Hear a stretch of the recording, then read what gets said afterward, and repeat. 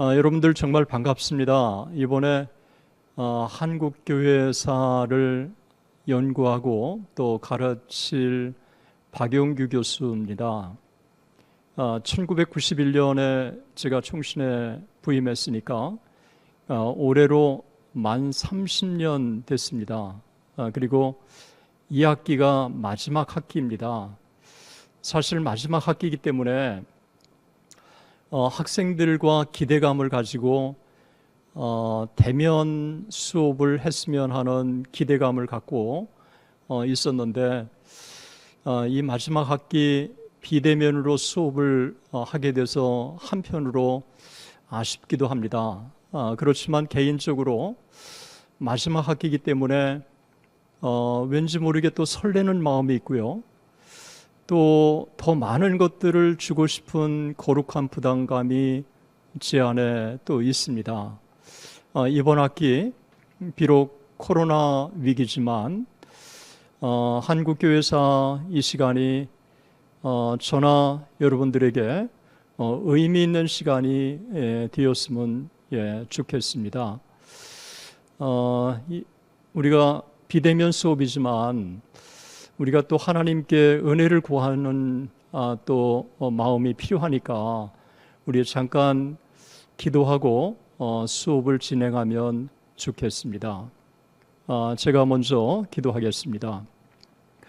사랑의 하나님 아버지, 코로나의 위기 속에서 2020년을 맞았습니다. 1학기도 비대면 수업을 진행하고 또 2학기에 초반도 비대면 수업으로 진행합니다. 코로나로 고통을 받고 있는 지구촌의 수많은 인류 인간들에게 우리 하나님께서 긍휼과 자비를 베풀어 주시고 또 하나님의 전능하신 은혜의 손길을 간구하고 또 하나님께 구하오니 아버지 긍휼을 베풀어 주시기를 원합니다. 속히 코로나의 위기가 지나게 하시고 또 어려운 가운데 있는 많은 참 이 땅의 환자들에게 또 의료진들에게 또 이를 위해서 수고하는 많은 사람들에게 우리 하나님 은혜와 또 위로를 함께 해 주시기를 원합니다. 이번 학기 우리가 한국교회사 수업을 진행하려고 합니다. 이 수업을 통해서 하나님께서 어떻게 이 땅의 역사를 이끌어 오셨는지 우리가 학문을 통해서 또 자료를 통해서 강의를 통해서 함께 깊이 체험하는 시간이 되게 하여 주옵소서. 우리 하나님께 온전히 의탁하옵고 살아계신 우리 주 예수 그리스도의 이름으로 기도드립니다. 아멘. 오늘부터 하는 강의는 한국 교회사입니다. 한국 교회사를 우리가 강의를 할 때 먼저 타임 프레임이라고 하는 게 있습니다. 초대교회사부터 현대교회사까지 교회사를 얘기할 때 초대교회사는 1세기부터 우리가 6세기까지 그리고 6세기부터 우리가 1517년까지를 우리가 중세사라고 얘기를 하고 그리고 1517년부터 1648년까지 웨스트팔리아 평화조약까지를 종교계 역사라고 얘기를 하고 그리고 1648년부터 현재까지를 가리켜서 우리는 근현대 교회사라고 보고 있습니다. 근현대 교회사도 우리는 둘로 보통 구분을 하죠. 그래서 1648년부터 1789년까지 프랑스 혁명까지를 근대 교회사 그리고 프랑스 혁명 이후에 현재까지를 현대 교회사라고 그렇게 보고 있습니다. 미국을 기준으로 할 때는 1861년 남북전쟁을 기준으로 하죠. 그래서 남북전쟁 이전을 근대교회사, 그리고 남북 전쟁 이후를 현대교회사라고 얘기를 합니다. 한국교회사도 역시 타임 프레임이 있는 거죠. 그래서 복음을 처음 받고 그리고 지금까지 한국교회사를 다루는 것을 우리가 시간의 범주라고 얘기했을 때 천주교를 기준으로 하면 1784년부터 현재까지, 그리고 개신교를 기준으로 한다면 저는 개신교라고 하는 말을 잘 쓰고 싶지가 않습니다. 왜냐하면 이 개신교는 축소된 의미가 있기 때문에 기독교라고 하는 말을 저는 좀 쓰고 싶은데, 여튼 우리가 소위 프로테스탄트를 기준으로 했을 때는 천주교보다 정확히 100년이 늦습니다. 그래서 1884년부터 현재까지를 한국교회사의 시간의 범주로 삼고 있는 거죠. 무슨 과목을 공부할 때 가장 중요한 것은 시간의 범주입니다. 그래서 이 과목을 공부할 때 언제부터 언제까지 공부하는 게 중요한데, 조금 전에 말씀드린 것처럼 천주교를 기준으로 한다면 1784년부터 현재까지, 그리고 개신교, 우리가 기독교를 기준으로 한다면 1884년부터 현재까지를 다루는 겁니다. 공교롭게도 천주교를 기준으로 할 때 하고 개신교를 기준으로 할 때는 꼬박 100년이 늦습니다. 그래서 기억하기도 좋죠. 1784년부터 현재까지를 천주교 기준으로, 그리고 개신교는 그보다 100년이 늦은 1884년부터 현재까지를 우리가 기준으로 그렇게 삼고 있습니다. 그러면 무슨 과목이든지 이 과목에 대한 교육 목표가 있지 않습니까? 그러면 이 과목을 통해서 우리가 무엇을 목적하고 있는지에 대해서 5가지로 한번 정리해서 제가 한번 첫 시간이기 때문에 말씀을 좀 드리려고 합니다. 먼저 한국 기독교를 특징 지어주는 배경, 사상, 인물, 그리고 신학 사상을 교회사적으로 조명을 하게 됩니다. 역사에는 한 사건이 일어났을 때 그 사건이 일어나게 된 배경이 있고, 그리고 그 사건의 주역이었던 인물이 있고, 그리고 그 사건이 남긴 영향이 있습니다. 그러니까 자연스럽게 1784년부터 현재까지를 살펴보든 아니면 1884년부터 현재까지를 살펴보든 우리는 역사를 특징 지어주는 이 배경과 그 다음에 또 사상과 또 인물과 그리고 이 신학 사상을 교회사적으로 조명을 하게 되는 것입니다. 한 인물을 우리가 생각해 볼 때 그 인물이 살았던 시대적 배경이 있지 않습니까? 그리고 그 인물이 사유했던 사고가 있고, 그리고 그 인물이 신앙의 사람이라고 한다면 그 사람이 갖고 있는 신앙이 있고, 그리고 그 사람이 또 갖고 있는 또 이 신학 사상이 있는 건데, 이 교회사는 이런 것들을 역사적으로 우리가 조명을 하는 거죠.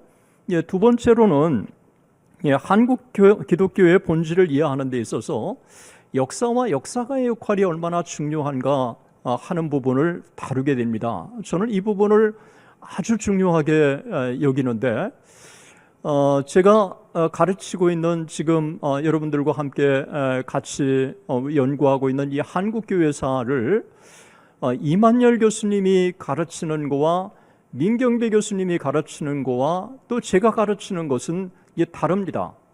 같은 한국교회사라고 하는 과목이지만 가르치는 관점이 사람마다 다르기 때문에 사관이 달라서 가르치는 내용이나 또 취사 선택하는 자료나 또 전개하는 흐름이나 다를 수밖에 없는 거죠. 그래서 이만열 교수님이 한국교회사를 가르치는 거와 민경배 교수님이 가르치는 거와 제가 가르치는 게 다를 수밖에 없습니다. 그래서 한 역사를 볼 때 역사가가 어떤 관점으로 그 사건을 바라보는지, 그리고 그 사건을 어떻게 해석을 하는지 하는 것이 너무너무 중요하죠. 비근한 한 예를 여러분들에게 좀 들어보기를 원합니다. 2005년에서 2006년 그 사이에 국민일보에서 제게 박용규 교수 부흥회 현장을 가다라고 하는 일주일에 한 번씩 특집을 실는 제안이 있었고, 그리고 일주일에 한 번씩 기고하는 기회가 있었습니다. 그래서 전 세계에 32군데 부흥회 현장을 제가 다녀왔었는데, 그 32군데 전 세계 부흥회 현장 중에서 지금도 잊지 않는 인상 깊은 한 장소가 있습니다. 1517년 10월 31일 종교개혁이 일어났던 비텐베르그 광장입니다. 비텐베르그 이 광장에 제가 딱 했을 때 벌써 이미 그 비텐베르그로 진입하는 이 도시의 팻말에 루터의 도시라고 딱 돼 있는 거예요. 그래서 비텐베르그 광장에 딱 갔을 때 500년이나 지난 그 현장에 500년의 모습을 그대로 보존하고 있는 거예요. 그 현장에 가면서 느끼는 채취는 이 글로 받아서 또 제가 책으로 읽었던 거와는 전혀 느낌이 달랐습니다. 이제 이 비텐베르그 광장을 지나서 더 깊숙이 이제 광장을 걸어다가 보니까 오른쪽에 루터 박물관이 있는 거예요.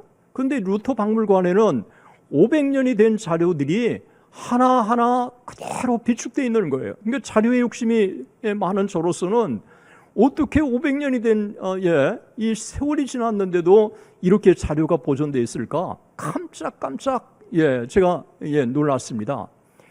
이 자료를 추적해서 하나하나 관찰하고 있다가 저는 이 놀라운 사실을 발견했습니다. 1517년 종교개혁이 일어나고 나서 200년이 됐을 때 200주년 종교개혁 기념 행사가 있었고, 300주년 기념 행사가 있었고, 400주년 기념 행사가 있었던 거예요. 그리고 더 우측으로 올라가다가 보니까 동독에서 지켰던 종교개혁과 서독에서 지켰던 종교개혁이 전혀 색깔이 다른 거예요. 서독에서 지켰던 이 종교개혁은 말 그대로 순수하게 레포메이션이라고 하는 이 종교개혁의 의미를 살려서 그 종교개혁을 기념했는데, 동독으로 딱 들어가니까 이 동독에서는 루터를 선동가, 또 혁명가, 또 민중의 혁명가로 그려주는 거예요. 그래서 이 루터의 이 포스터도 딱 보니까 그 민중을 선동하는 그런 모습으로 이 루터를 포스터부터 그렇게 그린 거죠. 민중의 선동가로 루터를 묘사한 거예요. 그래서 포스터만 딱 보고도 데모하고 싶은 마음이 들도록 그렇게 만든 거예요. 제가 동독과 서독을 딱 비교해 보면서 같은 종교개혁이지만 동독에서 보는 시각과 서독에서 보는 시각이 이렇게 다르구나. 서독에서는 1517년 10월 31일을 이 종교개혁, 그래서 이 종교개혁이 사회와 문화에 영향을 미치고 또 정치에 영향을 미쳐서 인류의 변혁을 가져다 준 사건으로 그렇게 이해하는 반면, 이 동독에서는 종교개혁을 민중의 혁명으로 이 루터를 묘사하고 있다는 것입니다. 한 사건을 볼 때 어떤 시각으로 바라보느냐가 이렇게 차이가 있는 것입니다. 한국교회사를 조명할 때도 우리가 어떤 시각을 가지고 한국교회사를 조명하느냐에 따라서 이렇게 다를 수가 있다는 거죠. 그래서 이 시간은 제 강의를 여러분들이 들으면서 이 한국교회사에 있어서 역사와 역사가의 역할이 얼마나 중요한가 하는 것을 여러분들이 자연스럽게 피부로 배울 수 있을 것이라고 생각을 합니다. 세 번째는 한국 개신교 전례 이전의 서양 문화와의 접촉, 그리고 캐톨릭의 전례, 그리고 개신교 전례를 비롯한 교회사 전반을 이해하는 것입니다. 조금 전에 제가 말씀을 좀 드렸죠. 캐톨릭을 기준으로 한다면 언제부터 한국 교회사 시간의 범주로 시작한다고요? 1784년부터 현재까지. 그리고 개신교, 기독교를 기준으로 한다면 그보다 늦은 1884년부터 현재까지. 그러면 1784년부터 시작된다고 해서 무를 자르는 것처럼 1784년부터 딱 한국교회 회사가 시작될까요? 그건 아니죠. 1884년도 마찬가지예요. 1784년에 이 로마 캐톨릭이 그 한국의 이 복음 전례를 시작하게 됐을 때는 시대적 배경이 필요한 거죠. 그러니까 자연스럽게 그 시대를 거슬러 올라갈 수밖에 없고, 더 거슬러 올라간다고 한다면 그 이전에 한국 교회의 역사 이전에 한국사는 어떤 의미가 있을까 하는 생각을 아마 여러분들도 가져봤을 거예요. 그러니까 저도 마찬가지로 이 한국교회사 1, 2, 3권을 쓰면서 그 부분에 대한 분명한 선이해가 필요하겠다 싶어져서 제가 국사에 관심을 가지고 초창기부터 쭉 거슬러 올라가면서 한국사를 다시 공부를 하게 된 것입니다. 그러면서 1784년 이전에 한국의 역사를 쭉 공부하면서 결론적으로 하나님께서 역시 1784년 이전에도 역사의 주인이셨다. 그리고 하나님께서 한국의 복음의 장을 여시기 위해서 이미 오래전부터 간섭하시고 개입하셨다고 하는 사실을 제가 발견하게 되었습니다. 그래서 사실 다음 시간에는 1784년 이전에 한국의 서양 문화와의 접촉, 이 부분이 얼마나 중요한가 하는 것을 여러분들과 함께 나누는 시간을 가지려고 합니다. 네 번째로는 한국교회사를 이해함으로 말미암아 21세기 한국교회에 나갈 방향이 무엇인가를 정립하는 것을 목적으로 하고 있습니다. 그리고 한국교회사 속에서 한국 장로교가 나갈 방향이 무엇인가를 우리가 배우게 되는 거죠. 한국교회사를 우리가 공부할 때 1784년부터 현재까지, 그리고 1884년부터 현재까지라고 제가 말씀을 드렸는데, 사실 한국교회사는 1784년부터를 기준으로 하든 1884년을 개신교를 기준으로 하든 세계교회사 속에서는 현대교회사에 해당된다고 하는 것입니다. 그래서 19세기, 20세기 세계교회사에 대한 선이해를 우리가 가지면 가질수록 한국교회사를 풍요롭게 이해할 수 있는 거죠. 그래서 제 강의는 19세기, 20세기의 세계교회사 지평 속에서 한국교회사를 이해할 수 있도록 끊임없이 여러분들에게 도전을 할 것입니다. 제가 공부한 트리니티 이반젤리컬 디비니티 스쿨, 시카고에 있는 굉장히 복음주의적인 학교로 좋은 학교죠. 그 학교에서는 초대교회사를 모르면 중세교회사를 이해할 수가 없고, 중세교회사를 모르면 종교개혁사를 이해할 수가 없고, 종교개혁사를 이해하지 못하면 근현대교회사를 이해하지 못한다는 것입니다. 그리고 근현대교회사를 이해하지 못하면 미국교회사를 이해하지 못한다는 거죠. 그래서 이 교회사의 인테그레이션, 초대교회사, 중세교회사, 종교개혁사, 근현대교회사, 미국교회사를 다 기본적으로 마스터할 수 있도록 모든 박사과정의 사람들에게 요구합니다. 그래서 박사 논문을 들어가기 전에 박사과정의 종합시험을 보게 되는데, 종합시험에는 두 트랙으로 시험을 봅니다. 초대교회사부터 현대교회사, 미국교회사까지 시험을 봐서 패스하면 그 다음에 자기 스페셜티 전공시험을 봐서 합격할 수 있도록 그렇게 시험을 요구하는 것이죠. 그렇게 훈련을 받은 저로서는 정말 그 당시에는 너무 힘들었는데 돌이켜보니까 너무너무 감사한 것입니다. 세계교회사에 대한 안목을 가지면 가질수록 한국교회사를 풍요롭게 이해할 수 있다고 하는 이 부분은 신학을 공부하신 분들에게는 하나의 큰 장점이라고 할 수 있는데, 이 제 강의를 통해서 19세기, 20세기 세계교회사 속에서 한국교회사를 이해할 수 있도록 여러분에게 도전을 또 하는 것입니다. 또 하나는 이 한국교회사 말고 한국교회사 배울 필요가 뭐 있겠느냐, 장로교회사만 배우면 되지 않느냐, 그렇게 이해하시는 분이 혹시 있을지 모르겠어요. 사실 한편으로는 장로교회사를 더 깊이 공부할 수 있다고 하는 점에서 그 장로교회사를 따로 독립된 과목으로 배우는 게 의미는 있을 수 있어요. 그러나 제가 볼 때는 한국교회사에 처음 복음을 전해준 사람이 누굽니까? 호러스 알렌 장로교 의료 선교사잖아요. 그리고 1885년에 아펜젤로와 함께 한국에 입국한 언더우드 선교사도 장로교 선교사. 그리고 1889년에 한국에 입국한, 그래서 평양신학교를 설립한 마포삼류 선교사도 장로교 선교사. 그리고 그보다 1년 전에 왔던 제임스 게일도 장로교 선교사. 그리고 길선주 목사님도 장로교인, 주기철 목사님도 장로교인, 손양원 목사님도 장로교인, 사실 오카노 목사님도 장로교인.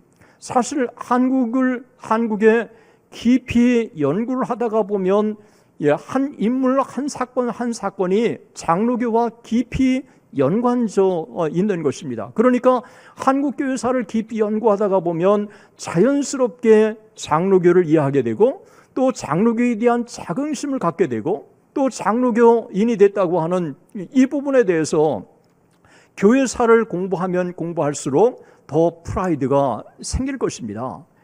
오히려 한국교회사 전반의 속에서 한국 장로교의 역할이 무엇인가를 이해함으로 말미암아 한국 장로교가 나갈 방향이 무엇인가를 여러분들이 이해할 수 있을 것이라고 생각합니다. 왜냐하면 장로교만 있는 게 아니라 감리교도 있고 성결교도 있고 침례교도 있고 또 구세군도 있고 나사렛 교단도 있고 오순절 교단도 있고, 이런 다양한 교단 속에서 장로교회 지도자들이 어떤 사람이었고, 그들이 갖고 있었던 신앙의 전통은 어떤 신앙의 전통이었고, 그리고 그들이 사유했던 이 고민들이 무엇인가를 자연스럽게 한국교회사 속에서 이해한다고 하는 것은 너무 좋은 것이죠. 저는 그런 면에서 한국교회사를 여러분들이 제대로만 잘 공부하신다면 한국 장로교에 대해서도 더 깊은 식견을 가질 것이고, 또 한국 장로교의 정체성이나 나갈 방향도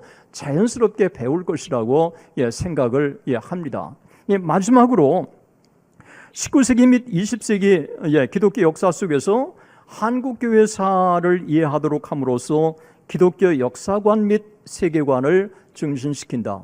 제가 조금 전에 말씀드린 대로 세계교회사 속에서 한국교회사를 이해할 수 있도록 이 강의를 그런 식으로 제가 이끌어 갈 겁니다. 여러분들이 그동안에 지금까지 초대교회사를 배우고 중세교회사, 종교교역사, 근현대교회사, 장로교회사를 배운 것들이 어떻게 한국교회사를 이해하는데 접목을 시킬 수 있는지 자연스럽게 여러분들이 이 강의를 통해서 배우고 또 터득할 것이라고 여겨집니다. 교과 개요는 이 교과 개요는 1784년부터 현재까지라고 하지 않았습니까? 그래서 이번 학기에 13강의든 14강의든 이 전체 이 강의 시간을 잘 커버할 수 있을 것이라고 여겨집니다. 이 부분에 대해서는 잠시 후에 여러분들과 함께 구체적으로 나눠보도록 그렇게 하겠습니다.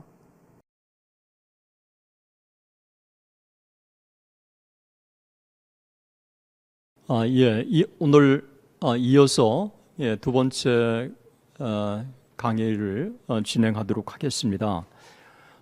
이제 무슨 과목이든지 전체 그 강의에 대한 개관, 개요가 중요합니다. 한국교회사를 그동안에 제가 한 학기에 한 번씩이니까 한 30년, 뭐 안식년 빼고는 한 거의 57, 58번 그렇게 강의를 해온 것 같습니다. 그런데 지금까지 강의를 해오면서 중간에 일부만 강의하고 끝난 적이 없습니다. 그러니까 처음부터 끝까지 다 강의 스케줄대로 하나님의 은혜로 지금까지 진행해 왔는데 이번 학기에도 그렇게 진행할 예정입니다. 그래서 다음 주에는 기독교 역사관에 대해서 강의를 하려고 합니다. 기독교 역사관에 대한 선이해를 가지면 교회사 전반에 대한 이해를 할 수 있습니다. 그동안에 제가 학기 초에 초대교회사를 가르칠 때도 그랬고 한국교회사를 가르칠 때도 그렇고 교회사에 대한 기본 이해를 먼저 강의를 했습니다. 네, 그런데 그동안에 이제 강의했던 것들을 2년 전에 정리해서 기독교 역사와 역사의식이라고 하는 책을 쉽게 접할 수 있도록 만들었는데 여러분들이 여기에 있는 강의 내용을 섭렵한다면 다음 주에 제 강의를 충분히 잘 이해할 수 있으리라고 여겨집니다. 기독교 역사에 대한 전반적인 이해를 우리가 하기 전에 사실 역사와 교회사는 무슨 관계가 있을까? 그리고 교회사를 배우는 의미가 또 무엇이 있을까? 여러분들이 많이 궁금할 것 같아요. 그리고 초대교회사부터 현대교회사까지 여러분들이 이미 공부를 했지만 입문적으로 다시 한번 정리하는 의미에서 역사란 무엇인가와 포함해서 초대교회사부터 이 현대교회사까지를 잘 이 책에 정리했는데 이것을 보시면 여러분들이 역사란 무엇인가에 대한 충분한 이해를 가질 수 있을 것이라고 여겨집니다. 여기 책 또 하나 제가 가지고 왔는데 Christian Faith and Historical Understanding 로널드 내쉬라고 하는 분이 쓴 책이죠. 미국에서는 세미나리에 입학하는 모든 학생들이 반드시 이 책을 읽도록 권하고 있습니다. 사실 저는 이 책의 저자인 로널드 내쉬 박사님과 함께 직접 제가 수업을 듣기도 했죠.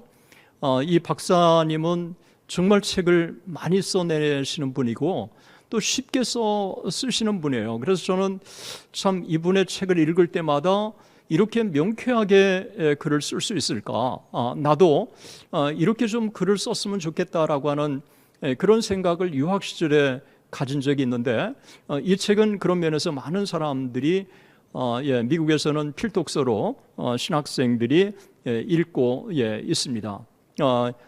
이 책이 번역돼서 한국에 출판됐습니다. 그래서 여러분들이 기회가 닿는다면 이 책 조교를 통해서 구체적으로 정보를 드릴 테니까 이 책을 여러분들이 더 관심 있는 분들은 사서 읽으시면 도움이 될 거라고 여겨집니다. 그래서 다음 시간에는 기독교 역사관에 대해서 여러분들과 함께 같이 나누도록 그렇게 하겠습니다.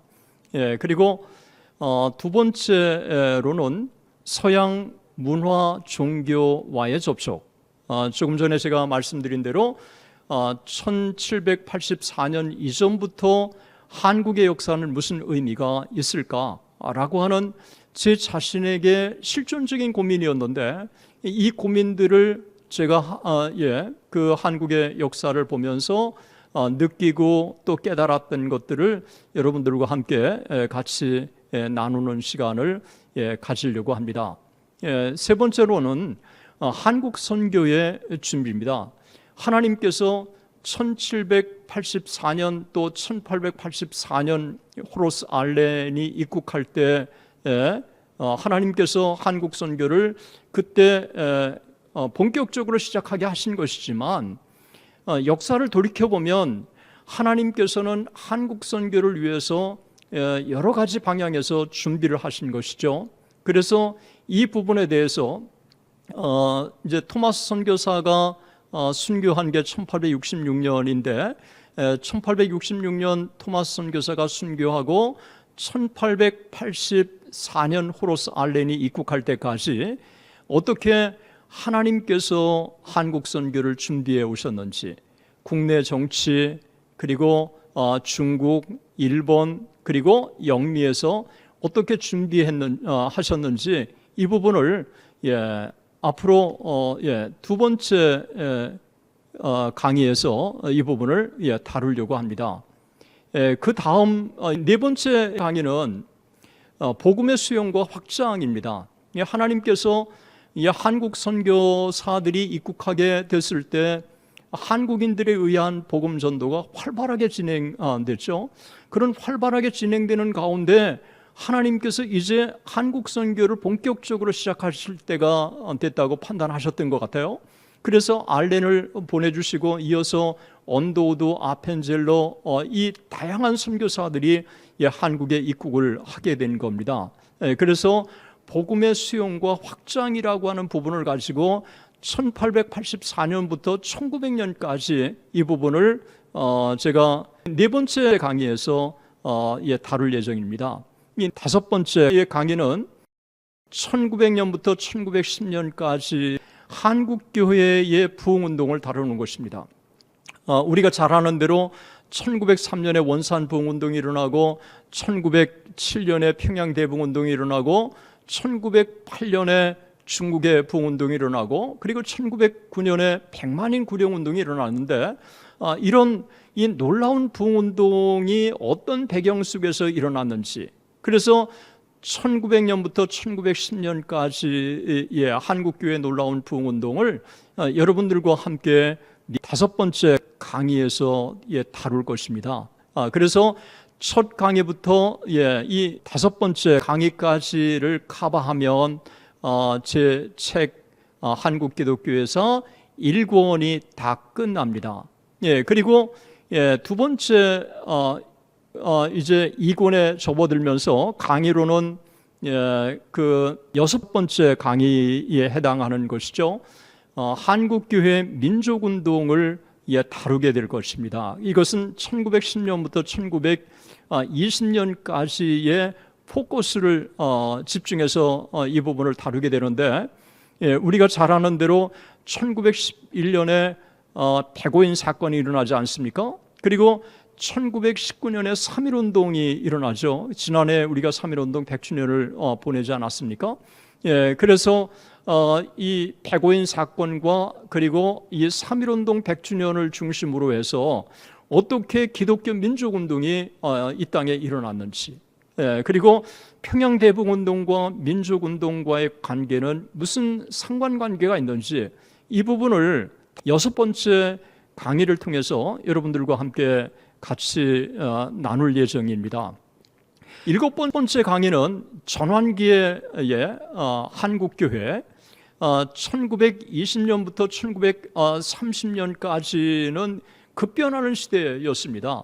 공산주의가 발흥하고 사회주의가 발흥하고 이광수를 비롯한 지식인들이 기독교를 엄청나게 비판하기 시작을 하죠.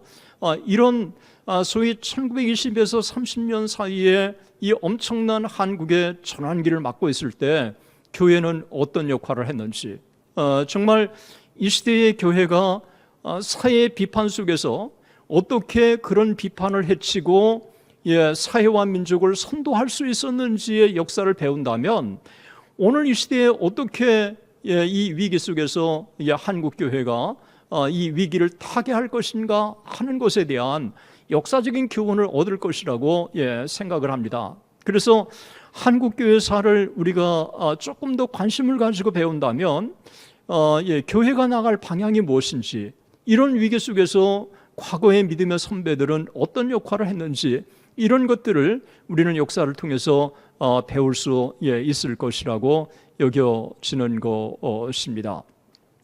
그리고 8번째 강의는 1930년부터 1935년까지 자유주의가 발흥하기 시작합니다.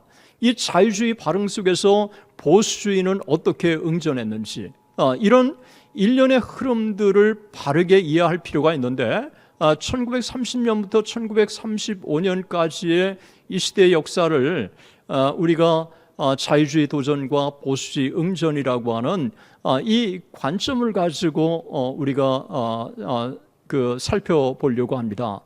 1930년부터 1935년까지 역사를 보면 아주 흥미롭습니다.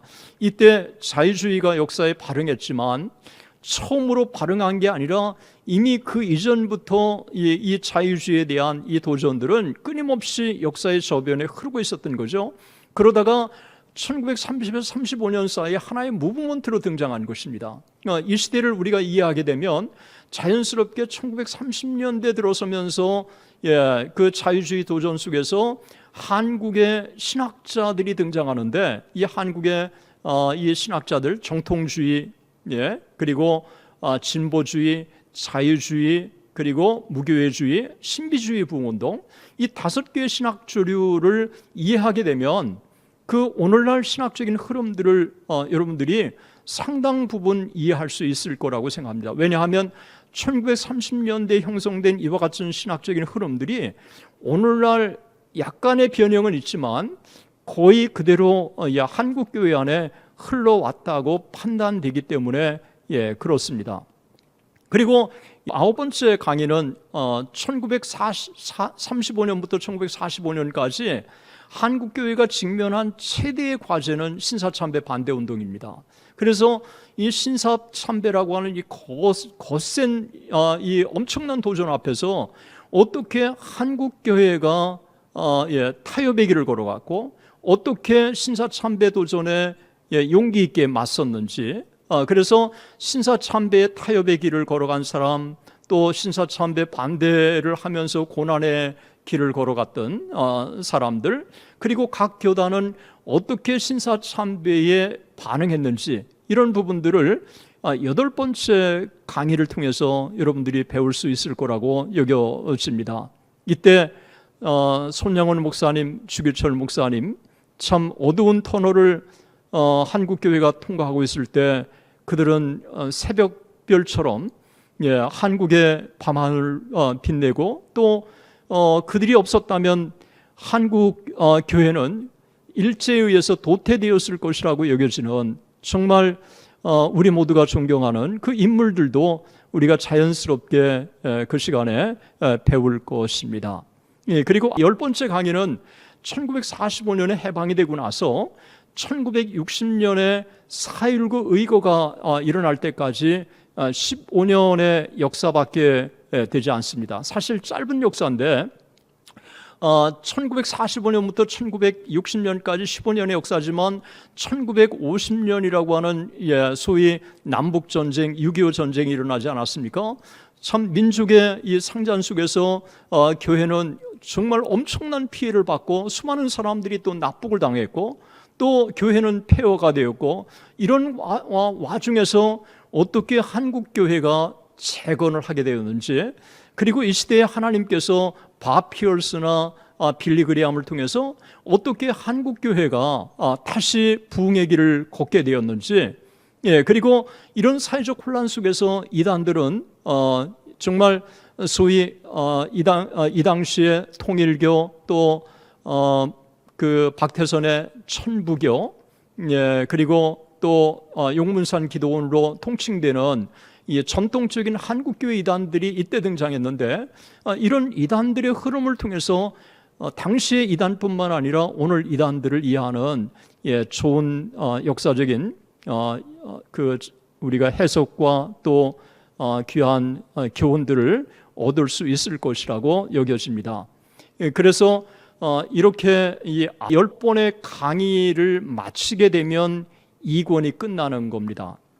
그리고 1960년부터 현재까지의 진행되는 이 3권에 대한 강의는 시간이 주어지는 대로 3번의 강의가 될지 4번의 강의가 될지 모르겠습니다. 만약에 3번의 강의가 진행된다면 1960년부터 현재까지의 이 3번의 강의는 이제 정확히 따진다면 11번째 강의죠.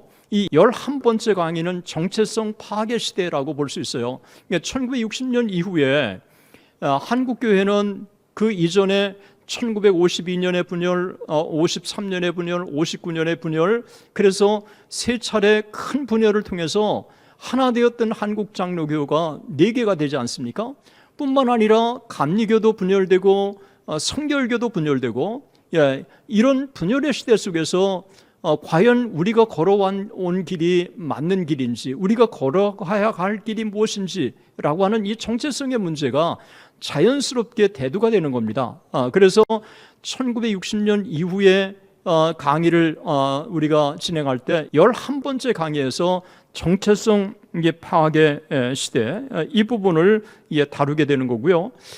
그리고 12번째 강의는 1970년대 강의에 초점을 두는데, 여러분 1970년대에 대중전도 운동이 일어나지 않았습니까? 1973년에 빌리 그레함 서울전도대회가 열렸고, 1974년에 엑스포로 74가 열렸고, 1977년에 민족복음화 대성회가 열렸고, 1980년에 세계복음화 대성회가 열렸고, 1984년에 한국선교 100주년이 열리지 않았습니까? 이렇게 한국교회 안에 대중전도 운동이 연속해서 일어난 시대가 없었어요. 그 당시에 여의도에 100만이 넘은 인파들이 모여서 나라를 살려달라고 하나님 앞에 기도했고, 그리고 젊은이들이 선교를 헌신하게 되고, 그리고 이 초교파 선교단체에 그때 은혜를 받은 사람들이 한국교회 지도자들로 등장한 거예요. 오카노 목사님이 그런 사람이고, 하용조 목사님이 그런 사람이고, 이동원 목사님이 그렇고, 정필도 목사님도 그렇고, 김인중 목사님도 그렇고, 홍정일 목사님도 그렇지 않습니까? 그래서 1970년대에 대중전도 운동이 일어나면서 사실 한국교회의 놀라운 부흥의 계절을 또 맞게 되고, 이때 한국교회 지도자들이 배출되죠. 제가 잘 아는 이은선 교수님이 있습니다. 안양대학교에 기독교 문화학과의 교수이고 또 역사신학을 전공하신 분이죠. 제게 아주 인상 깊은 이야기를 했어요. 1974년에 엑스포로 74 때 자기도 여의도에 가서 하나님 앞에 울부짖으면서 기도하게 되었고, 그때 은혜를 받은 게 오늘날 참 목회자가 되었고 또 신학교 교수가 되는 원동력이 되었다는 이야기를 들었습니다. 어디 그 사람뿐이겠습니까? 정말 우리가 따진다고 한다면 1970년대에 은혜를 받고 선교의 주역이 된 사람, 목회의 주역이 된 사람, 신학자가 된 사람들 정말 많습니다. 우리 다시 부흥이 필요합니다. 그래서 정말 하나님께서 이 땅에 부흥의 계절을 주신다면 하나님 앞에 우리가 눈물로 기도하게 되고, 또 하나님 앞에 부흥을 사모하는 사람들을 도구로 사용하시고, 그리고 그들의 기도를 응답하시기 때문에 그들의 기도를 통해서 나라와 민족을 살려주시는 거죠. 저도 1970년대에 기도원에 가서 3일 금식, 일주일 금식 참 많이 했습니다. 그때 1970년대에 기도원에 가서 3일 금식, 일주일 금식하는 이 젊은이들이 기도원에 가득 찬 거예요. 나라와 민족을 살려달라고 기도하고, 하나님 앞에 민족의 미래를 맡기고, 그리고 나 자신도 하나님께서 선하게 인도해달라고 기도하지 않았습니까? 그런 기도가 있었기 때문에 오늘날 한국의 교회의 기적이 있고, 또 선교, 미국에 이어서 세계 선교 2위라고 하는 이 놀라운 역사를 일으키게 되고, 또 한국의 근대화에 하나의 초석이 되었다고 저는 생각을 해보는 것입니다. 그래서 1970년대 이 대중전도운동, 그래서 1973년부터 1984년에 이르는 이 1년의 대중전도 운동, 그리고 그 영향으로 놀랍게 한국교회가 또 성장하게 되고, 자연스럽게 복음주의 운동에 발응하게 되고, 그리고 해외 선교 운동이 일어나지 않습니까? 이런 것들을 자연스럽게 두 번째 강의에서 여러분들과 함께 나누려고 그렇게 생각을 하고 있습니다. 또 하나의 강의는 전환기의 한국교회. 여러분 1979년 10월 26일 박정희 대통령이 시해 당하지 않았습니까? 그때 제가 학교에서 돌아오다가 호해 신문을 보고 저는 알았는데, 제가 다닌 이 대학은 데모를 참 많이 하는 학교였어요. 아침에 일찍 가면 그냥 책상에 이 데모 종이들이 있어서 그 데모 이 종이를 읽고, 늘 그냥 학교 앞에는 이 정경차들이 데모를 막으려고 질비하게 있었던 그 시대. 그래서 1979년에 박정희 대통령이 시해 당하고 나서 바로 그 1979년 또 12월에 또 군사 사건이 일어나고 1980년에 우리가 광주 민주화 또 운동이 일어나지 않았습니까? 이 전환기에 어떻게 보면 사회적으로 정치적으로 이 전환기에 한국교회도 전환기를 맞은 것입니다.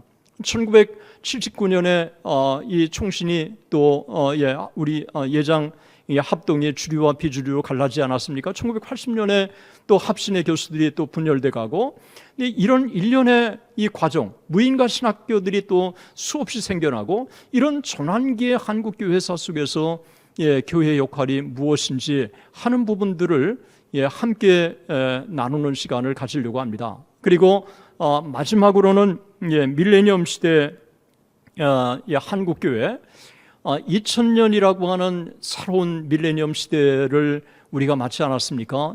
불과 20년 전에 맞았는데, 이 새로운 밀레니엄 시대에 이 시대의 그 한국교회의 과제는 무엇일까?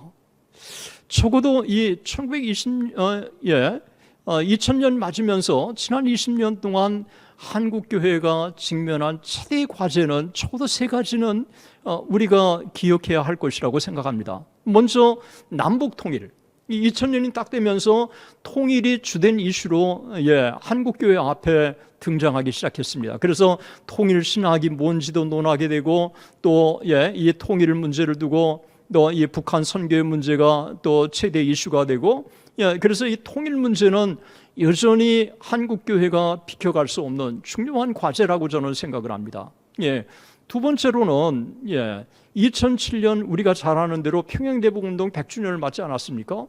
이 평양대북운동 100주년 때 정말 한국교회가 얼마나 부흥을 사모하면서 하나님 앞에 기도했습니까? 아마 1970년대 이후에 2007년까지 그렇게 이 뜨겁게 이 부흥을 달라고 사모한 적이 없는 것 같습니다.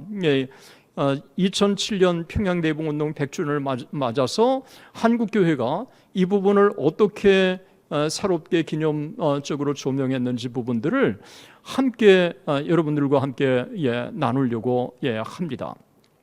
세 번째로는 이 밀레니엄 시대에 자연스럽게 그러면 한국교회가 나갈 방향이 무엇인가 하는 부분들을 우리가 고민하지 않을 수가 없습니다.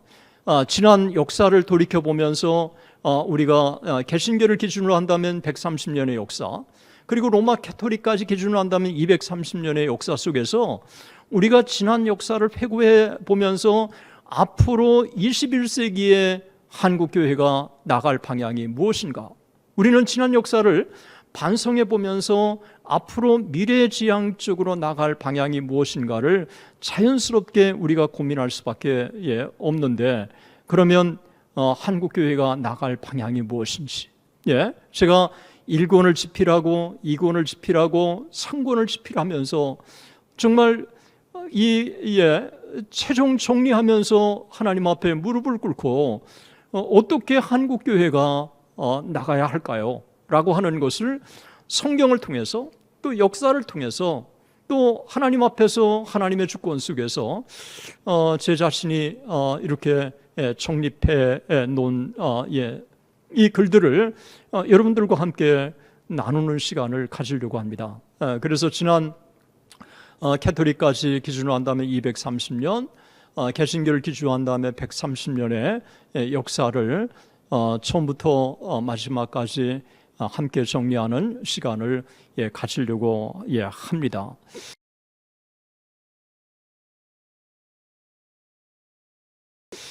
잠깐 이제 교재에 대한 소개를 하려고 합니다. 이 교재를 제가 참 소개할 때마다 한편으로 죄송한 마음이 있습니다. 이렇게 그냥 두꺼운 책 한 권도 아니고 세 권이나 여러분들에게 소개해야 된다는 이 부담감이 있지만, 이 한 권 한 권을 제가 깊이 고민하면서 썼다고 하는 것, 그리고 이 내용을 저한테 배우는 학생들만이라도 제 책의 내용을 이해하면 얼마나 좋을까라고 하는 그런, 또 한편으로 이 제자들에게는 기대하는 마음이 있어서 제가 이 책을 소개할 때 또 용기를 냅니다. 한국기독교회사, 여기 1권인데 제가 말씀을 좀 드렸죠. 1784년부터 1910년까지 이 1권에 담았습니다. 1784년은 한국교회가 그 한국 천주교가 시작된 해라고 그랬잖아요. 1784년에 한국 그 천주교가 시작된 것은 이승훈이라고 하는 사람이 북경에 가서 그라몽 신부에게 영세를 받고 와서 한국의 천주교 포교를 합니다. 그래서 1784년부터를 기준으로 한 거고요.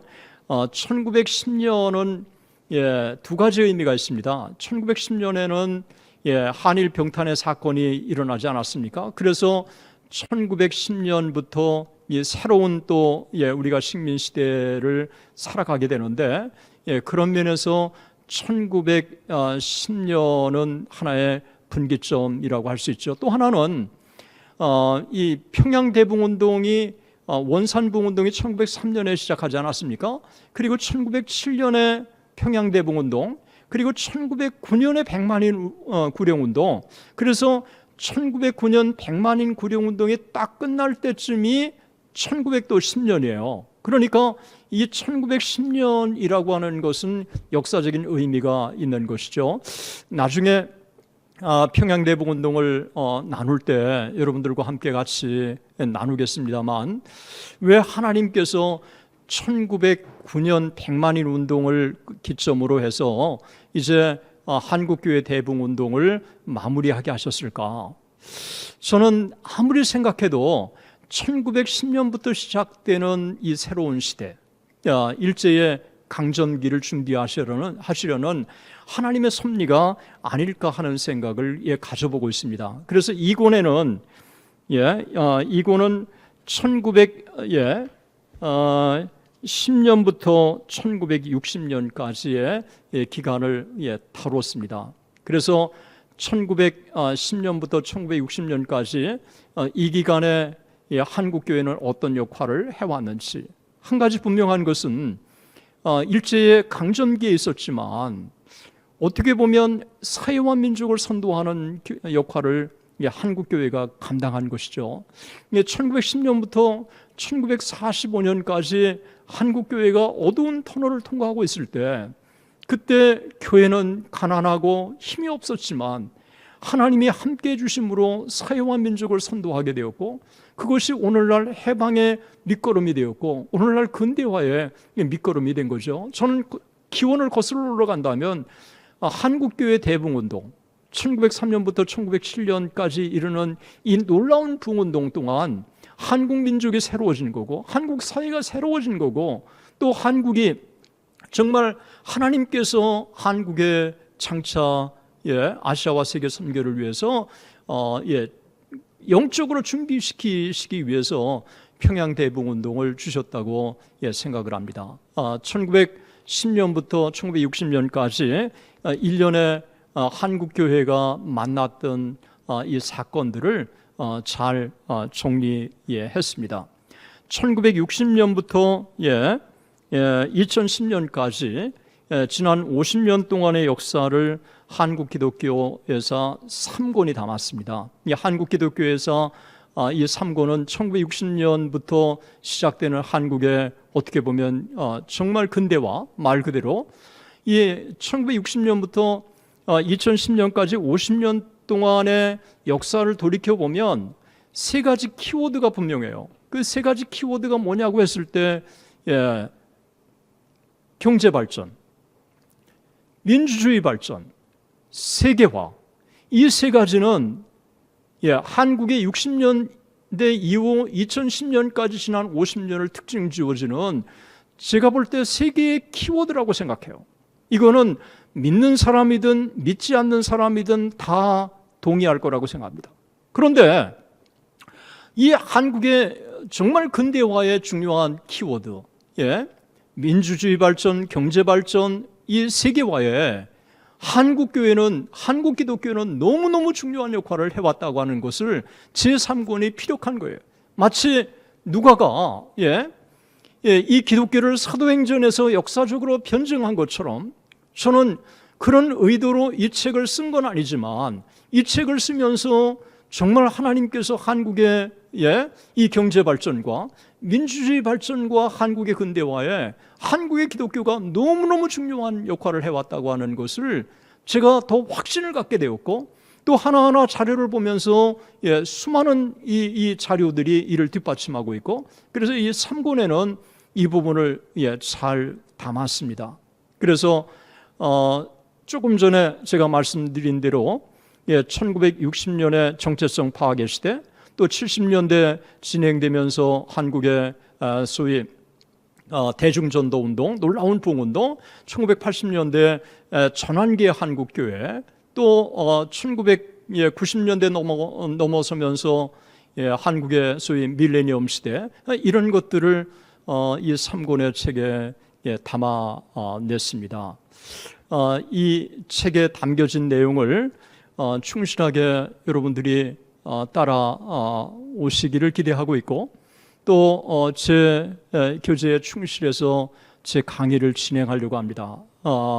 이번 학기 여러분들이 제 이 강의의 흐름을 따라서 제 교재를 읽으시면서 이번 코로나의 이 어려운 상황을 여러분들이 이겨낸다고 한다면 여러분의 미래 목회를 준비하는 초석이 될 거라고 생각을 합니다.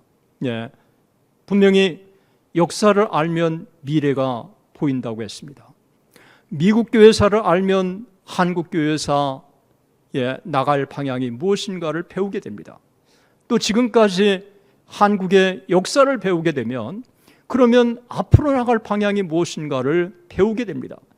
우리 하나님은 어제나 오늘이나 내일이나 변치 않는 분이라고 우리가 고백하지 않습니까?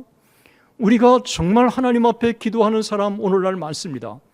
우리의 믿음의 선배들이 기도하고 정말 하나님 앞에 이 땅에 성실하게 살아갔던 사람들이 한두 사람이 아닙니다. 우리는 그들의 발자취를 통해서 우리의 흐트러진 신앙의 오켓을 여미고 역사를 통해서 우리의 미래가 어떤 방향으로 나가야 할 것인지를 한국교회사를 통해서 여러분들이 배울 수 있기를 기대하고 바라는 것입니다. 참고 도서로 몇 권을 제가 더 소개하려고 여기 가지고 왔습니다. 여기 참고 도서는 그냥 제가 몇 권 가져온 게 아니라 한 권 한 권이 의미 있는 책이기 때문에 여기 가지고 왔습니다. 먼저 여러분들이 한국교회사에 대한 안목을 더 깊이 배우기를 원한다고 한다면 제 책을 여러분들이 다 이제 섭렵하시고 읽기를 기대하고, 그 다음에 그래도 더 많은 것들을 배우고 싶다고 한다면 제가 5권을 여러분들에게 아주 강력하게 추천해 드립니다. 먼저 백낙준 박사님의 한국 개신교사, 1832년부터 1910년까지 된 이 책인데, 한국 개신교사는 사실 백낙준 박사님이 예일대학에서 케넷 S. 라토렛 박사 밑에서 박사학위를 받으신 것을 번역해서 한글 책으로 낸 겁니다. 저는 백낙준 박사님이 라토렛 박사 밑에서 그 박사학위 논문을 쓰면서 그리고 이것을 책으로 내서 한국에 소개했다고 하는 것은 굉장한 의미가 있다고 생각합니다. 왜냐하면 한국교회사를 하나의 사관을 가지고 학문적으로 정립한 최초의 책이 아닌가, 그렇게 생각을 합니다. 1929년에 한글책이 나오기 전에 박사학위 논문을 영문으로 출간했는데 평양의 숭실대학에서 제가 영문판을 갖고 있습니다.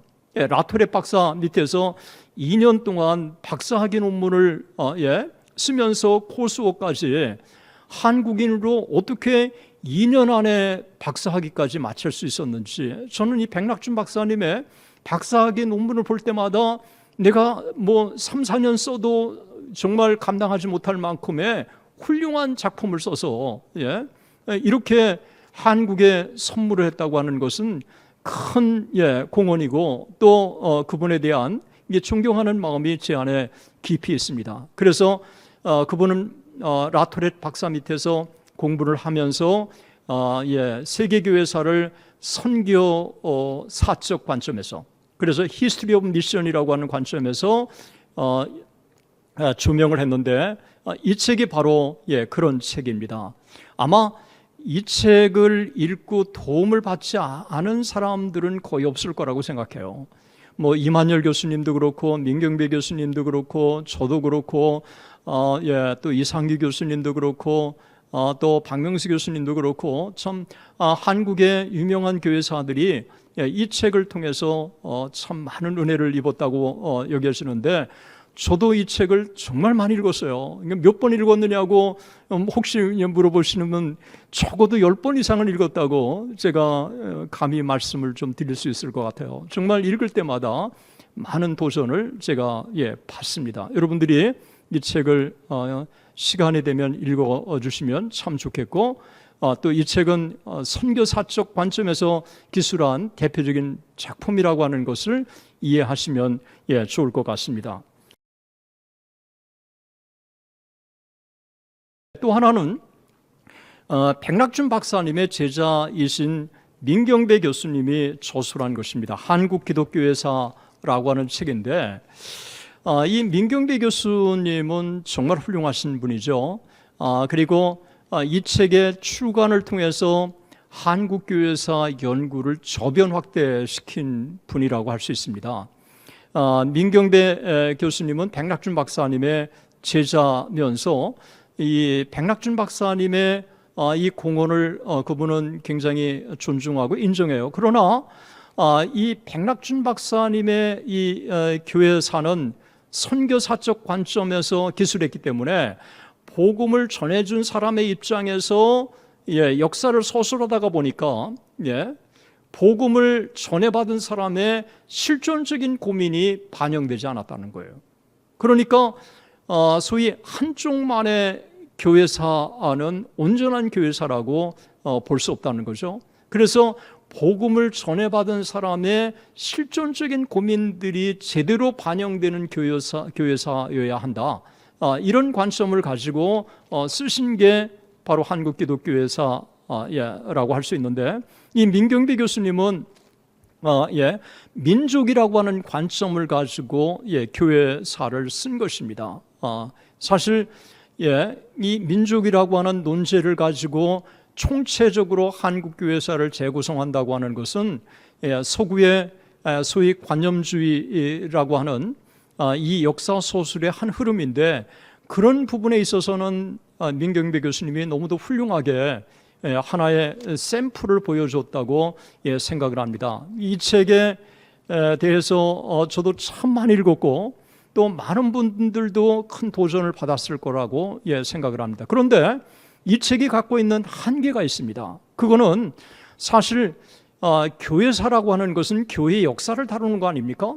그런데 교회의 역사를 다루면서 민족이라고 하는 이 논제를 가지고 한국교회사를 조명한다는 것은 이미 출발 자체가 한계가 있는 겁니다.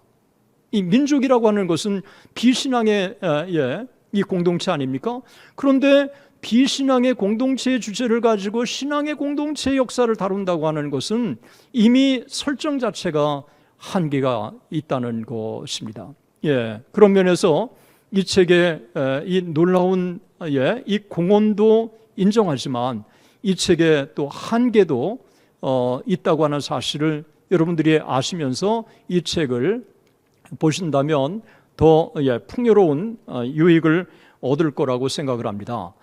민경비 교수님이 교회와 민족이라고 하는 이 책을 출간하고 나서 후속으로 썼는데 여기에 주제가 있는 대로 교회와 민족이라고 하는 이 두 가지를 연결시키려고 한 부분이 바로 민경비 교수님의 특징인데 그는 외연과 내연이라고 하는 이 관점을 가지고 이 둘을 연결시키려고 한 것이죠.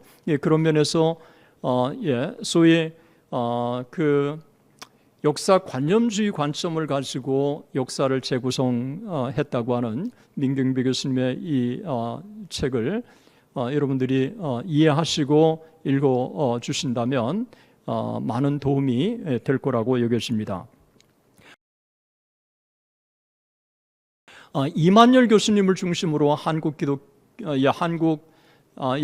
역사 연구소가 있죠. 그래서 한국 기독교 역사 연구소의 이만열 교수님 중심으로 해서 그분들이 한국 교회사에 대한 책을 출간을 했습니다. 3권의 책을 출간했는데 이 한국 기독교의 역사 1권, 그리고 한국 기독교의 역사 2권, 그리고 한국 기독교의 역사 3권입니다. 사실 1권과 2권은 교문사에서 나왔고 3권은 한국 기독교 역사 연구소에서 발간을 했는데 이 책을 통해서 그 이만열 교수님을 중심으로 한 일련의 이분들이 이 책에 피력하고자 하는 이 내용이 분명히 있습니다. 그건 뭐냐 하면 이 책의 저술에 참여했던 대부분의 사람들이 국사를 전공하신 분들이었습니다. 그래서 한국사를 지배하고 있는 그 사관은 실증주의 사관 아닙니까? 그러니까 이 실증주의 사관을 가지고 한국 기독교 역사를 조명한 것이죠.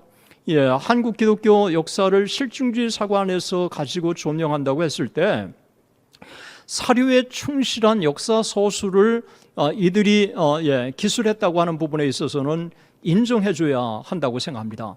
왜냐하면 역사는 정확한 사료에 근거해서 저술을 해야 정확한 역사 전달이 될 수 있기 때문에 그렇습니다. 그런 면에서 한국 기독교 역사연구소에서 이 책을 3권을 집필한 거는 저는 큰 의미가 있다고 봅니다. 그런데 실증주의 사관이라고 하는 것은 계몽주의 이후에 태동된 거 아닙니까? 이 실증주의 사관이라고 하는 것은 하나님께서 역사에 개입하신다고 하는 것을 부정하는 사람들이 중심이 된 사관 아닙니까? 그렇다가 보니까 하나님께서 교회의 역사를 이끌어 오셨다고 하는 이 분명한 이 교회의 역사를 하나님께서 역사의 주관자가 되시고 역사를 이끌어 오셨다고 하는 것을 부정하는 실증주의 관점을 가지고 역사를 조명한다는 것은 한계가 있다는 것입니다. 그래서 여기에 참여하는 대부분들은 소위 역사 관념주의자들이 주장했던 일련의 소위 논제를 가지고 쓰는 것을 별로 좋아하지 않고 사료 하나에 충실하게 역사를 서술하는 것으로 이들은 역할을 감당했다고 그렇게 보는 것입니다. 그리고 한 사람이 집필한 게 아니라 여러 사람이 집필했기 때문에 이 자료를 이해하는 것이나 또 자료를 취합하는 것이나 또 자료를 또 하나하나 해석하는 것이나 또 서로 약간씩 상의하기 때문에 이 책을 읽을 때 소위 민경배 교수님이나 백낙준 박사님이 쓰신 그 책을 읽을 때의 느낌과는 다른 것입니다.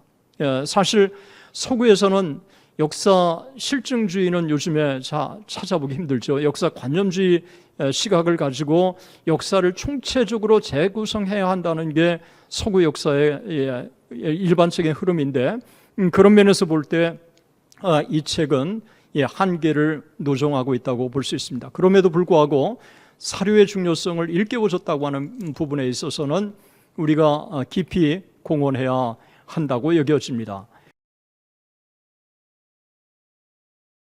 또 한 권의 책을 여러분에게 소개한다면 제 스승이기도 하고 정말 제가 존경하는 분입니다. 김영재 박사님이신데, 이분은 말북대학에서 THD 논문을 받으신 거죠. 한국교회 이 칼빈주의에 대해서 박사학위 논문을 쓰신 건데, 이 박사학위 논문을 쓰신 것을 다시 번역을 하고 또 개정을 해서 출간한 책입니다. 한국교회사. 서문에도 있는 것처럼 사실 이 책은 제목을 한국교회사라고 붙이기보다는 한국장로교회사라고 붙여야 되는데, 한국교회사에 대한 책이 많지 않기 때문에 한국교회사라고 하는 이 제목을 붙였다고 진솔하게 겸손하게 서문에 밝히시기도 했습니다. 이 책은 지금까지의 모든 책들은 진보적인 관점에서 서술을 했다면, 백낙준 박사님을 제외하고 이 책은 보수적이고 복음주의적인 관점에서 또 개혁주의적인 관점에서 이 책을 저술을 했다고 하는 점에서 참 의미가 있습니다. 그래서 이 책을 읽게 되면 한국의 칼빈주의 전통 속에서 어떻게 한국교회가 그 칼빈주의 전통 속에서 역할을 해왔는지, 또 칼빈주의 이 전통이 어떻게 한국교회 안에 전해왔는지 하는 것들을 이 책을 통해서 읽어갈 수가 있습니다. 저는 지금까지도 우리 김영재 교수님과 이제 교류를 나누고 또 그분의 또 대화도 나누고 그러면서 정말 참 한국교회에 큰 기여를 하신 분이고, 또 참 그 어떻게 학문적으로 글을 쓰는 것마다 그렇게 이 감동적으로 참 그 좋은 글을 쓰실까? 저는 이분의 글을 읽고 또 책을 읽고 많은 도전을 받고 있습니다. 여러분들이 이 책을 읽는다면 개혁주의 관점에서 또 칼빈주의 관점에서 한국 장로교 관점에서 상당한 많은 식견을 얻을 거라고 생각을 합니다. 이 모든 것들 외에 제가 왜 또 한 권의 책이 꼭 필요합니까? 여러분들이 그렇게 제게 자문을 한다면, 사실 여기 소개된 책들은 훌륭한 책이지만 한국교회 정말 이 중심을, 그리고 이 전통을 총체적으로 담아냈다고 하는 부분에 있어서는 한계를 노정하고 있다는 것입니다. 제가 개혁주의 입장에서 저는 서 있습니다. 정말 칼빈을 누구보다도 존경하고 이 조나단 에드워즈를 정말 존경하고 있습니다. 그러나 칼빈주의적인 관점에서 한국교회사를 조명할 때는 장로교 전통의 한국교회사를 이해할 때는 가능하지만, 한국교회 안에는 감리교도 있고 성결교도 있고 구세군도 있고 침례교도 있고 오순절교단도 있고 다양하지 않습니까? 그러면 칼빈주의 관점에서 조명한다면 그 다른 관점에 있는 사람들을 정죄할 수밖에 없는데, 하나님께서는 종교개혁 이후에 다양한 지체들을 하나님께서는 세워주셔서 사용하지 않았습니까? 우리가 이 요한 웨슬리를 통해서 얼마나 미국에 놀라운 각성운동이 일어났습니까? 찰스 웨슬리를 통해서 얼마나 감동적인 찬양을 또 세워갔습니까? 아펜젤러가 한국에 와서 얼마나 큰 기여했습니까? 1902년에 순교할 때까지 언더우드와 더불어 한국교회의 밑거름을 놓은 사람이 여러분 아펜젤러 아닙니까? 감리교와 장로교가 한국교회 부흥운동의 추역이 되지 않았습니까? 이 한국 장로교도 존중하고 한국 감리교회 전통도 우리가 충실하게 조명하고 성결교회 전통도 우리가 바르게 이해하고 그 침례교도 우리가 제대로 이해하려면 통시적인 안목이 필요한 것입니다. 그래서 한국교회를 조명할 때 개혁주의적이고 이 복음주의적인 관점으로 조명한다면 한국교회사 전반을 통시적으로 제대로 조명할 수 있는 것입니다. 이렇게 되게 됐을 때 자유주의가 뭐가 문제인지, 또 복음을 전해준 초창기의 신앙의 전통이 어떻게 한국교회 안에 뿌리를 내리고 오늘날 한국에 이렇게 아름다운 꽃을 피게 됐는지, 이런 것들을 통시적으로 우리가 이해할 수 있게 되는 것입니다. 그런 면에서 제 책을 읽게 되면 아마 여러분들이 공감할 거라고 여겨지는데, 정말 이 책을 통해서 제가 받은 은혜들이 책에 구석구석 그대로 녹아 있고, 또 제 한국교회를 향한 간절한 또 바람과 소원들이 그대로 담겨져 있고, 또 여러분들이 이 책을 읽는다면 미래 한국교회 방향이 어떤 방향으로 나가야 할 것인지 하는 부분들도 자연스럽게 여러분들이 배울 수 있을 거라고 여겨지는 것입니다. 뭐 강의 평가나 그 다음에 또 그 과제와 관련돼서는 이 코로나로 인해서 어떻게 여러분들이 참 불이익이 없이 바르게 평가할 수 있을지, 이 부분에 대해서 한 주간 제가 한번 정리해서 다음 주에 반장을 통해서 여러분들에게 공지하도록 그렇게 하겠습니다. 이번 한 학기의 강의가 단순하게 한 학기의 강의가 아닌 제게는 마지막 학기이기 때문에 이 학기를 좀 의미 있게 보내고 싶다. 또 제가 마지막 정리하는 이 차원에서 한국교회사를 여러분들과 함께 좀 나누고 싶다. 저도 가르치는 입장이 아니라 저도 배우는 한 사람의 입장에서 한국교회사를 다시 읽으며 또 정리하며 또 여러분들과 함께 나누며 이렇게 한 학기를 보내고 싶습니다.